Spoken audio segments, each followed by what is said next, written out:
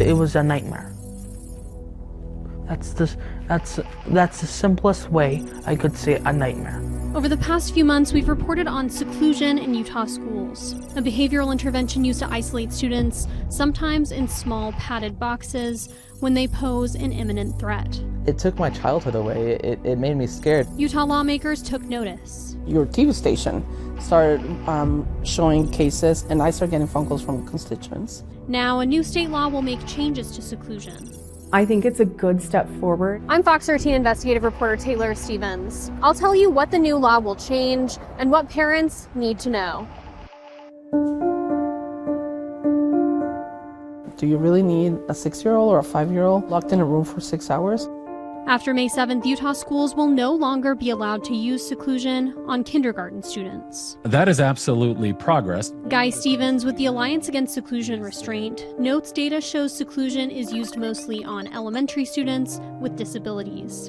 And while he's never seen a seclusion ban as narrow as Utah's, he expects the new rules will have an impact. Putting a prohibition on children, in kindergarten or below actually will decrease the amount of seclusion statewide, or should have that effect in decreasing the amount of seclusion statewide. Begin with the end in mind. It's not clear how often seclusion was used among Utah kindergartners. But Senator Luz Escamilla, the bill's sponsor, says the new law should help the state secure better data by requiring additional record keeping, including around what educators tried before turning to seclusion. They're supposed to be already reporting, but we know that we're not, the reporting wasn't happening. A spokeswoman with the Utah State Board of Education told Fox 13 News seclusion was possibly and legally being used in kindergarten prior to the passage of this legislation, though she didn't have any specific details.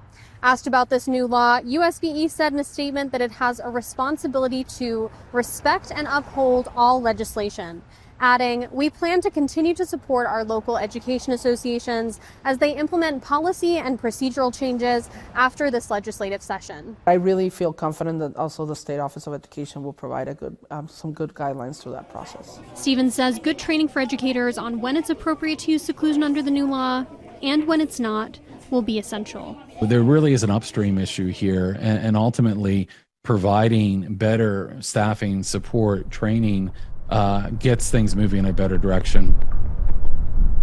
Over the last few months, Fox 13 requested interviews with school districts and teachers using seclusion, but all declined to go on camera. Escamilla says she's heard from teachers who work in special education classrooms while working on the bill, and recognizes that they face some challenging situations. Teachers in special ed, which they all call me, they're like, "Senator, we need help." I'm like, 100% agree. A 17-year-old student that's throwing things or being violent, there needs to be some intervention. Under the new law, seclusion will continue to be permitted for students in first grade and older only when the child poses an immediate and significant safety risk to themselves or others, and for no longer than 30 minutes at a time. State code will also now specify that seclusion can't be used for coercion, retaliation, or humiliation, or due to inadequate staffing or for the staff member's convenience. And it creates new penalties for teachers who misuse seclusion, making it a misdemeanor punishable by up to 6 months in jail. Okay, Representatives, we're going to go ahead and call the House to order. During debate of the bill, several lawmakers raised concerns about misuse of seclusion, as raised in recent reports by Fox 13 News. Because it's a fairly new phenomenon in increasing need, it also hasn't been applied appropriately all the time. In other words, when your child has been secluded in a classroom, we have a situation often where parents rightfully question both the method, the utilization, the application of the policy. I have 2 children. Among those parents is Alicia Haddon, a South Jordan mother of 2 children with autism who have previously been put in seclusion. I very much didn't understand the degree to which it was being used and what it was being used for. It's hard to know what's happening, especially when all they put is negative peer interaction. Records show her 9-year-old daughter Gracelyn was repeatedly put in seclusionary timeout. There's so many documents. Oh, it's right here.